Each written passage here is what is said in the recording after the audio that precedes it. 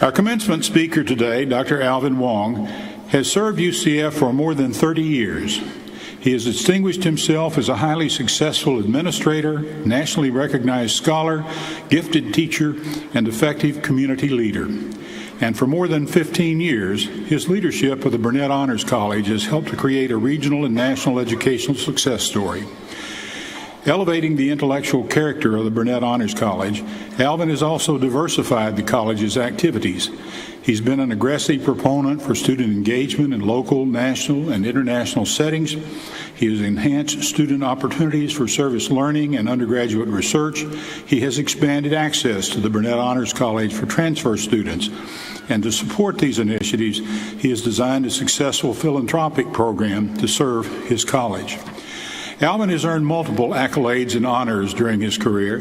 He was chosen a Fellow of the American Psychological Association, elected an honorary member of the Phi Kappa Phi Honor Society, and selected to chair the Orange County Arts and Cultural Affairs Advisory Council. He earned his bachelor's degree in psychology from the State University of New York at Brockport and his doctoral degree from the State University of New York at Stony Brook.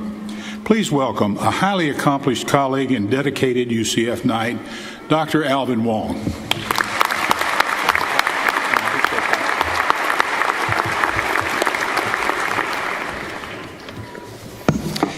Good morning and congratulations, UCF class of 2016. You did it.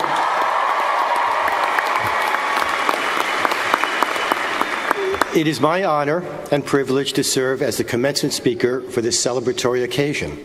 I thank President Hitt, the Board of Trustees, and my colleagues for offering me this wonderful opportunity to be with you on this joyous occasion. To our seniors, let me extend my heartfelt congratulations on your graduation from the University of Central Florida. Your dedication, hard work, and all-nighters have paid off. You will now be able to call yourself a proud graduate of our university. We not only celebrate the achievements of our graduating seniors, but we also pay tribute to the families and friends who have provided the support that contributed in such important ways to their students' success. Students and faculty, let's show our gratitude to these special people who have joined us on this occasion. Would all of the families and friends of our students please stand and be recognized? Yes, that's all of you in the stands. Please accept our recognition.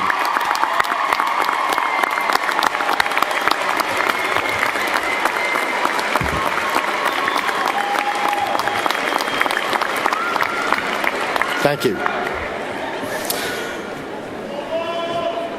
Now, as your commencement speaker, I have responsibilities. Most importantly, I need to come up with something profound, memorable, and short. As a faculty member, I should be able to be profound and memorable, but short, well, you know, putting a microphone in front of a professor can be a dangerous thing. I mean, we can go on and on for hours.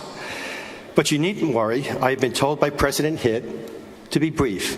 So would it be okay with all of you if I keep it short? Okay, I get the message.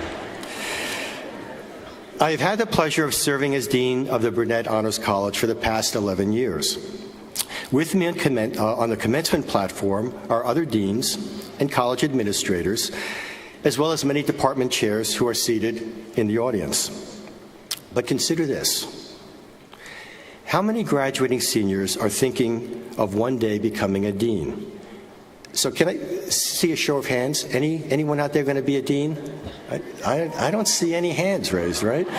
Evidently, being a dean is not among the dreams and lofty aspirations of students. This reminds me of a national survey that's done annually and given to high school seniors. When asked what job they aspire to, zero, zip, nada, say high school principal. And yet we are left with this inescapable fact that all high schools have principals. So who are these people? Who ends up becoming a dean or even a high school principal? Well, I arrived at my current position in much the same way as other deans. Preparation first occurs when faculty members take on leadership positions within their academic department. This may take the form of chairing a committee or serving as a director of a program. I was a faculty member of a large, complex department with many such programs, and in this way I assumed leadership roles in many committees, but my professional identity had everything to do with my teaching and research. I became a tenured full professor, and I was happy as a clam. As a professor of psychology, I had taught honors courses and developed the honors and the major thesis program in my department. When I was a member of the University Honors Committee, I became a forceful advocate for honors education on our campus. It was during this time that the position for Associate Dean of the Honors College was posted. I'm not sure exactly when this posting occurred because I wasn't job seeking. As the deadline for applications drew near, I was approached by several colleagues asking if I had applied. I think my response was a blank stare and the question, "What are you talking about?" With further prompting from my colleagues, I read the job description and realized what they had been telling me, that I was a solid candidate. In fact, the qualifications listed seemed as if they were written with me in mind. So I submitted my application and underwent the search process which included interviews that stretched across 2 days. By the end of the interview process, I felt energized and, having learned more about the position, became thoroughly invested in becoming an associate dean. The search process also made me appreciate that this was the right time in my professional development to take on a new challenge. I was fortunate to have been selected and focused my efforts in learning more about my new role. After a happy and productive 3 years as associate dean, I could not imagine a job more satisfying. I worked with our university's best and brightest students and initiated programs that enriched their undergraduate experience. I met like-minded faculty and administrators from across campus who were equally committed to the life of the mind. Another big plus was that I was number 2, which meant that the buck didn't stop with me, but with the college dean. I told people I was happy as a clam. Early one morning, I had just arrived at my desk when the dean came in my office and closed the door. This is not usually a good sign. Being a straight shooter, she immediately came to the point. She told me, "I am stepping down as dean and will recommend that you serve as interim dean." I remember thinking I was glad that I hadn't yet taken off my sunglasses because I would have looked like a deer between someone's headlights. I did have a smooth transition as interim dean, largely because of my familiarity with the college and the helpfulness of the honors staff. During this period, the position announcement for college dean was posted. It was to be a national search. Once again, I was at a crossroads in my professional development. Now there was no question that I would actively seek this position. I was proud of the college's recent accomplishments and their initiatives that needed nurturing. I also had ideas that would improve the experience of our students. But this was not a decision I could make alone. I needed the understanding and support of my wife and daughter.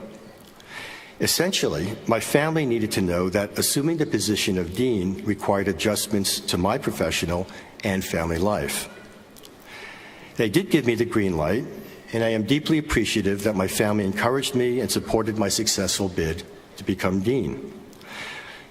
I never regretted that decision made 11 years ago, and I can truthfully say that I am still happy as a clam.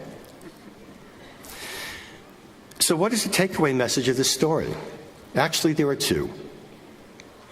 The first is that you need to keep an open mind, which is essentially the same thing as keeping your options open. Life will present you with many twists and turns. Indeed, it will be the unexpected surprises, opportunities, and challenges that give life its rich texture. So I encourage all of you to be of open mind. This means the willingness to consider opportunities that you didn't know exist, to consider the perspectives of others, and to consider helping others who might not be in a position to help themselves. The second takeaway message is to always consider your family and loved ones when making decisions, especially important life decisions that may affect your personal and professional life. In so doing, you will discover, if you haven't yet done so already, that the best form of happiness is shared happiness. By keeping an open mind, helping others, and staying engaged with your family. Who knows, maybe you can also become as happy as a clam. To our graduating seniors, remember to enjoy this moment, for you have much to be proud of. I hope that you graduate with fond memories of your collegiate experience, as well as a sustained passion for learning as a lifelong goal. We all know that you have the tools, knowledge, and intellect to succeed. After all, you are soon-to-be graduates of the University of Central Florida. But don't forget that another important ingredient for success is the dream that you have for yourself. It is in this spirit that I challenge our graduating seniors to envision a future where you are a successful, happy, and respected leader in your profession and community. All of you deserve this dream, and all of you should have this dream for yourselves. Dream big, and you can reach for the stars. Congratulations, and go Knights!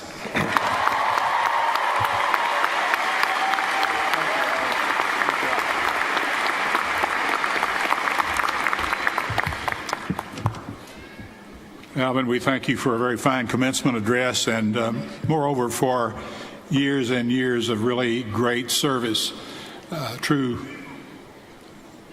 servant leader.